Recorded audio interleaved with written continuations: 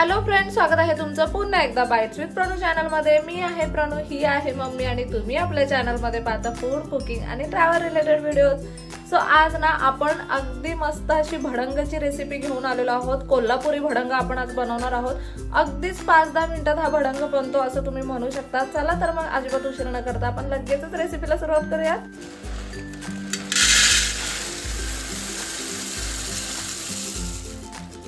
आता हे भडंग बनवण्यासाठी सगळ्यात पहिल्यांदा आपण इथे मुरमुरे घेतलेले आहेत। साधारणतः 1/2 किलो इतके हे मुरमुरे आहेत। आता हे मुरमुरे ना आपल्याला साधारणतः 4-5 मिनिटांसाठी मस्त असे कुरकुरीत करून घ्यायचे आहेत गॅसवरती। अगदी फ्रेश असे हे मुरमुरे आहेत, त्याच्यामुळे ते ऑलरेडी कुरकुरीत आहेत, तरी पण आपण त्यांना थोडं कुरकुरीत अजून करून घेऊयात। इथे ना एका साइडला मुरमुरे आपण भाजून घेतोय, तोपर्यंत ना एका गॅसवरती इथे आपण कढई ठेवली आहे। कढईमध्ये तेल टाकून घेऊया।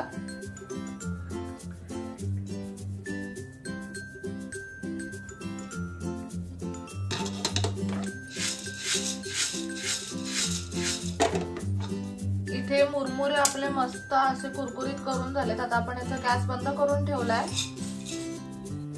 आता इथे तेल सुद्धा आपलं छान असं गरम झालंय, त्यामध्ये ना शेंगदाणे फ्राय करून घेऊयात।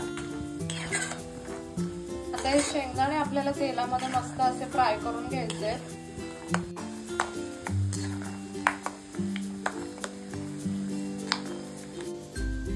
इथे ना शेंगदाणे आपले अगदी मस्त असे फ्राय करून झालेत। आता लगेचच हे आपल्याला ना ह्या मुरमुऱ्यांमध्ये टाकायचे आहेत। आता इथे साधारणतः 6 पाकळ्या लसूण आपण ठेचून घेतलाय साली सकट, तो तेलामध्ये टाकलाय। आता तो तेलामध्ये फ्राय करून घ्यायचा आहे आपल्याला।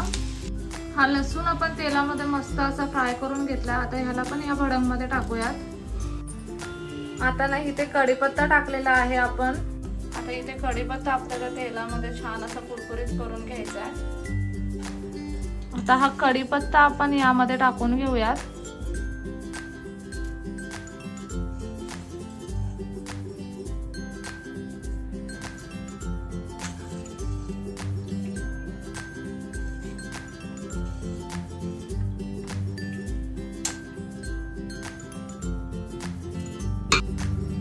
आधी आपण मुरमुरे भाजून घेतले, त्यानंतर ना तेलामध्ये शेंगदाणे, लसूण आणि कढीपत्ता मस्त असं फ्राय करून घेतले, तिन्ही वेगवेगळं, आणि ते यामध्ये टाकलेलं आहे। हे ना तुम्ही तुमच्या आवडीप्रमाणे कमी जास्त सुद्धा टाकू शकता। आता इथे एक मिक्सरचं भांडं घेतलंय आपण, त्यामध्ये ना फुटाण डाळ टाकायची, अर्धी छोटी वाटी इतकी टाकतोय आपण, म्हणजे साधारणतः 1-2 चमचे।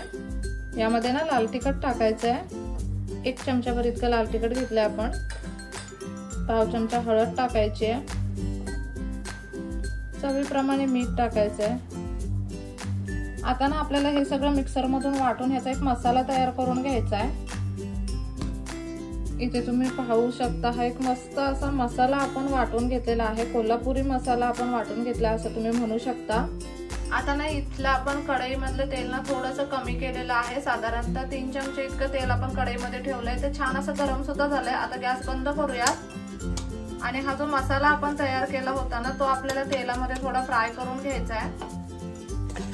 इथे आपण गॅस बंद ठेवलाय, नाहीतर मग मसाला ना करपून जाईल।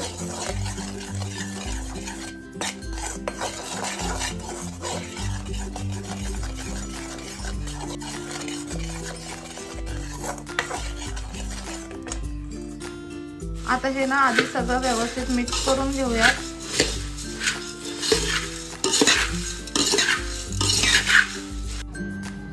आता हा जो मसाला आपण तयार केलाय तो आपल्याला ह्या भडंगमध्ये टाकायचा आहे।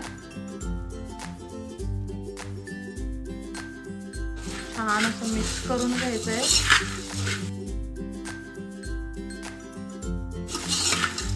अगदी मस्त व्यवस्थित मिक्स करून घ्यायचंय। हे सगळं मसाला ना प्रत्येक मुरमुऱ्याला लागला गेला पाहिजे। हाताने ना हा भडंग अगदी व्यवस्थित मिक्स करून घ्यायचा। प्रत्येक मुरमुऱ्याला ना तो मसाला लागला गेला पाहिजे।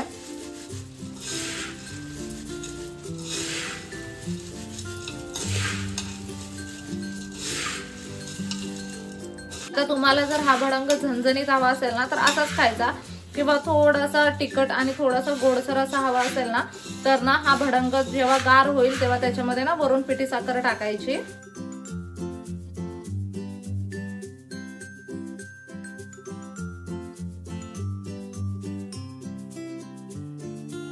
इथे तुम्ही पाहू शकता अगदी गरमागरम ठसकेदार असा कोल्हापुरी भडंग बनून तयार आहे।